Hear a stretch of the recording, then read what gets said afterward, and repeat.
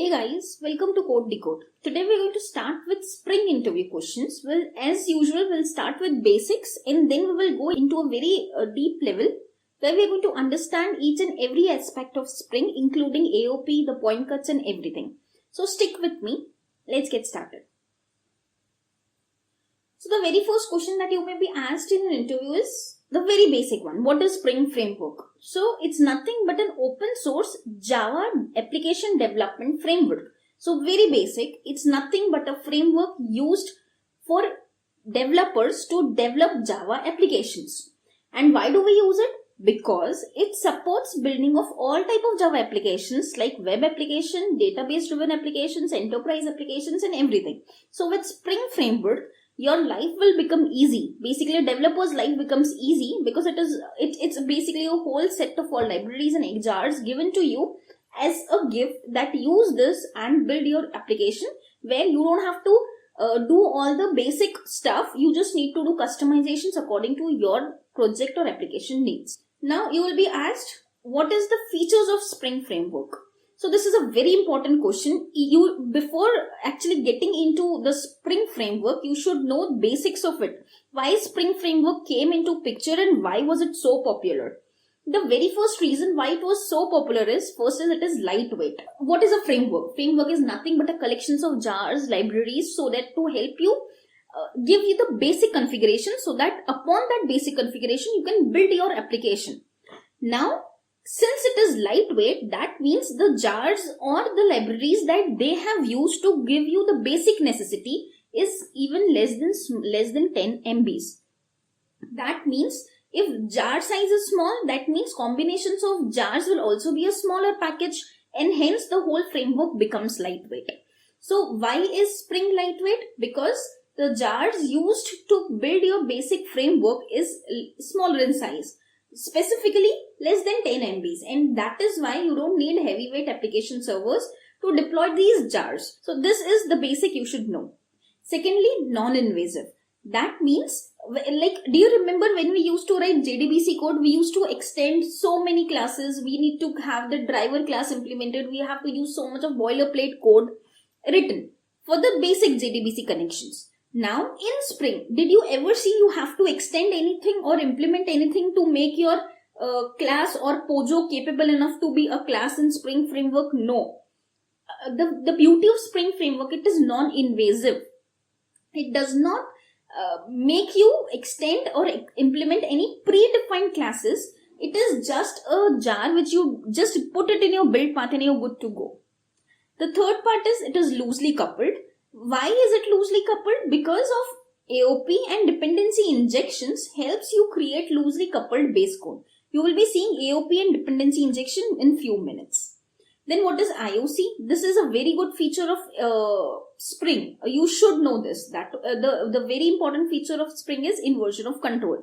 That means the creation of object is not given a task as a developer to do, but it is given to Spring container that you create the object, you maintain the whole life cycle, even you are going to resolve the dependencies at runtime automatically.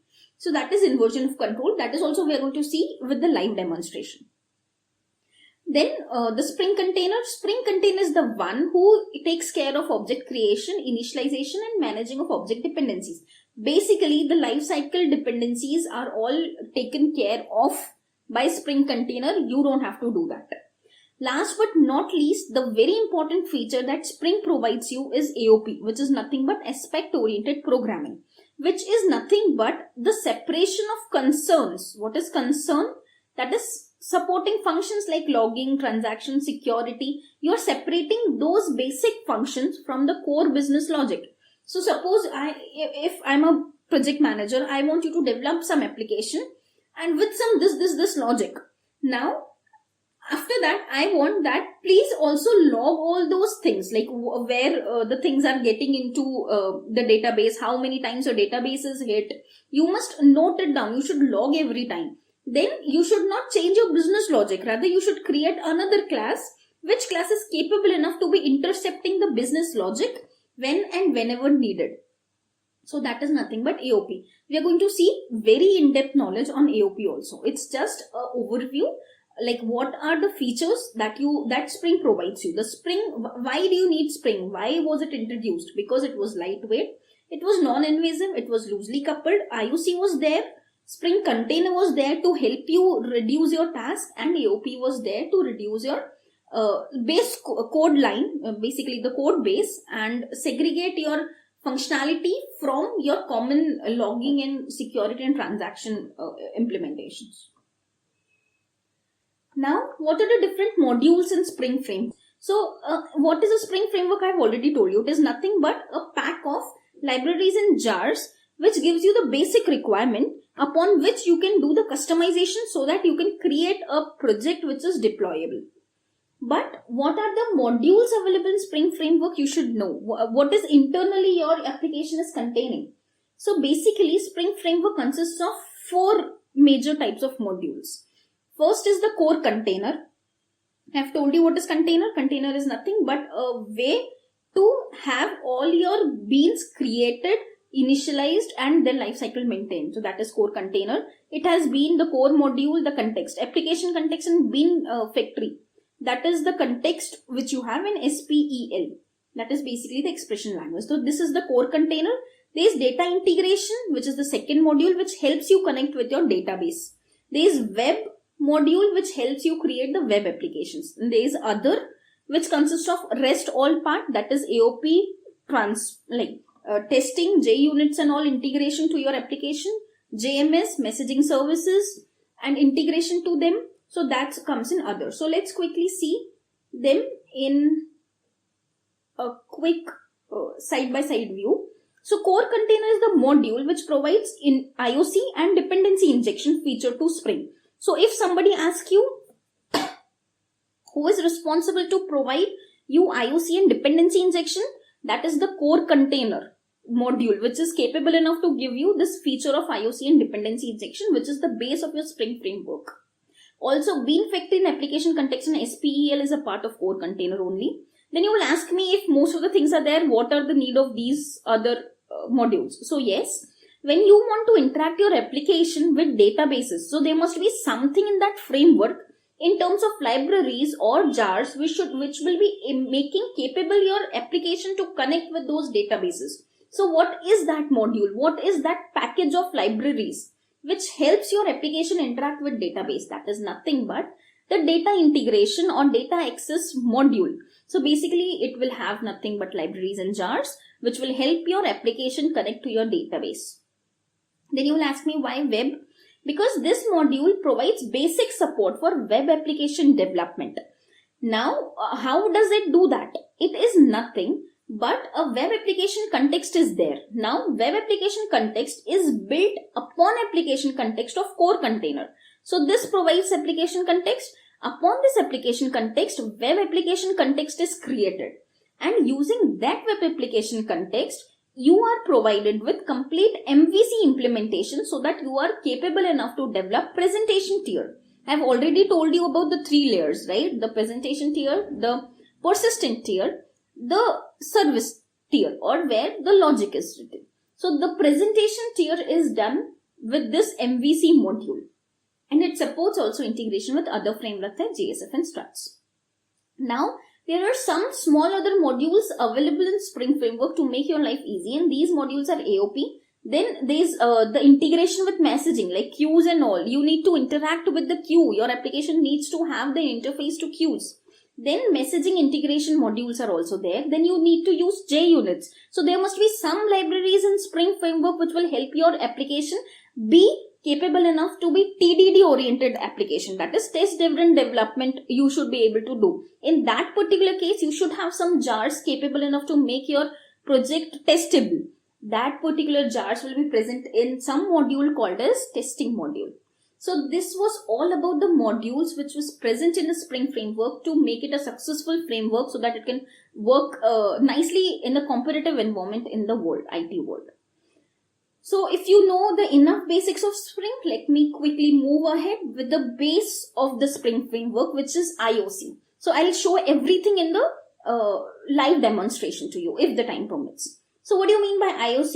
IOC is nothing but inversion of responsibility of object creation, initialization and destruction. basically the life cycle management from application to Spring container. So in the normal programming, what you have done, you have created object with new keyword. In Spring, we don't do that. We give it to Spring container. You do everything. We will just sit back and we will just use your beans that you have created. So I'll quickly show you how we have done. So if I have a demonstration for you, I'll create a package called as engine car demo. That will be good. Okay, now what I can do is I can quickly create a class which is car and another class which is engine. Now I want to use engine in my car. So what I have always done in normal programming life, I have created engine object like this equals to new engine, and suppose my engine has some name. So public string name.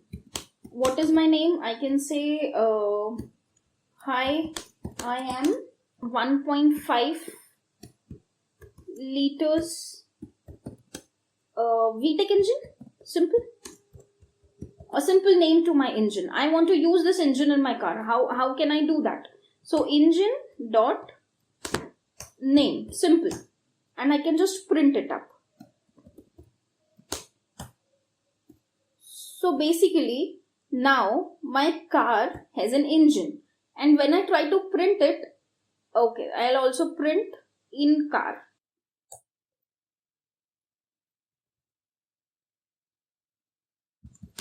In car class. Okay, I'll quickly run this and let's see. This was the basic way. In car class, hi, I am 1.5 liter VTEC engine. So it was the car. I want to use engine. I used to do it using new. Now, once I'm done with this, garbage collector used to collect it. So basically, the object creation, its managing and everything is done by me. I don't want to take this all on me. That is why Spring came into picture. So how do you do in the Spring part? So let me quickly create a new Spring startup project for you. And I'll be using Java 8 only right now, and I can name it as com.codedecode. I can have my artifact as Spring demo, and I can have the same thing in my package also, dot Spring demo. Okay, and I can name it as Spring demo again. Next, I don't want anything right now, and I can finish it. Okay, so we can see that our Spring project is done. Now I just want to create a new package named as demos, and I can create two classes, say engine and again a class named as car. Now how we will be injecting one application, one engine into the car. So I'll take this public string into my engine only. And what I can do is, in my car, if I want to have it, I'll first create it as a component. I've made sure that this is a bean now. So Spring container is going to come and see, okay, this is @, component. That means it is a bean. I should be creating a bean and I should be handling it, and I should be creating the singleton object of this engine. Now I want that my car should have it. So I will be using AutoWire of engine, and I'm going to use @ component here also, so that even car's bean is created. Now I'm going to have my method public string get engine data. Simple. Now my car should have the engine data returned. So return engine dot name. Simple. So when I create a bean of car, I should have my engine AutoWired as a dependency in car, and when I call this method from this car bean, I should get the engine name which is AutoWired into car. And how do I do that? A simple way to do that is spring.run is going to return me something called as configurable application context. So I'm just going to take that context, and I'm just going to import the configurable application context. So this is nothing but, if you remember, application context is nothing but a part of core container, if you remember. Now from this context, I'm going to get bean, and I'm going to name it as car.class. If I do that, I should have the car object returned to me.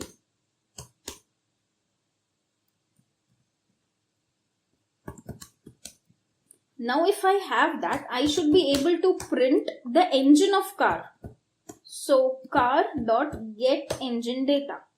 And if I run it, let's see, does this particular thing runs for us? So let's see the console and see, I am 1.5 liter VTEC engine.